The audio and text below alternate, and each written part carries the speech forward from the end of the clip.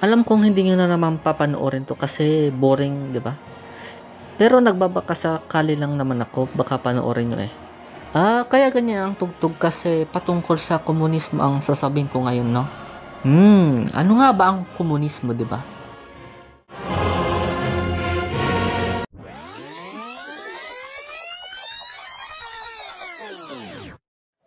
Kilala niyo ba to? Siya si Karl Marx nga pala.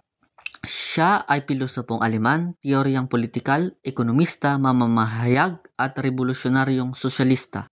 At sa tingin ko, siya ang punot dulo ng komunismo. Ganun ba? Sinong tutol doon? Wala.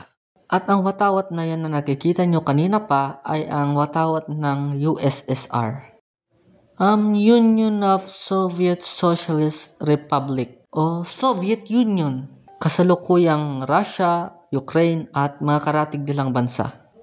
Nabuo ata ang komunismo at ang USSR dahil sa kanilang pagkadismaya. Tapos, bumangon ang komunismo dahil sa kanilang pagkadismaya noon dahil hanggang payaman ng payaman ang mga bansa ay dumadami raw ang mga hindi makatwiran at hindi pantay-pantay na trato sa mga tao. At ang USSR naman ay nadismaya dahil sa habang paunlad ng paunlad ang mga kanluranin dahil napag-iwanan ata sila ng kanilang sistema, lumang sistema. Habang paunlad ng paunlad kasi ang kanlurang Europa at Amerika ay napag-iwanan ang silangang Europa. Kaya nagbuo sila ng USSR na ang pinaniwalaan nila ay ang konsepto ni Karl Marx. Sino yan?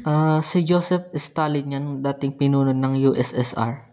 Ang pangarap nilang classless society o walang iba't ibang klase ng tao. Ibig sabihin nan walang mahirap, walang mayaman, walang may kaya, kundi lahat pantay-pantay lahat.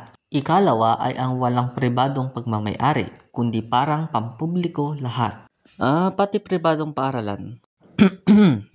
Kaya pwedeng makialam ang gobyerno kahit saan at kailan. At isa pa, ay di ka babayaran o bibigyan kung gaano katagal ang iyong trabaho. Kundi kung ano lang talaga ang kailangan o ng iyong pamilya ang ibibigay ng pamahalaan. So yan lang ang ilang plataforma ng komunismo upang makamit daw natin ang pagkakapantay-pantay sa lipunan.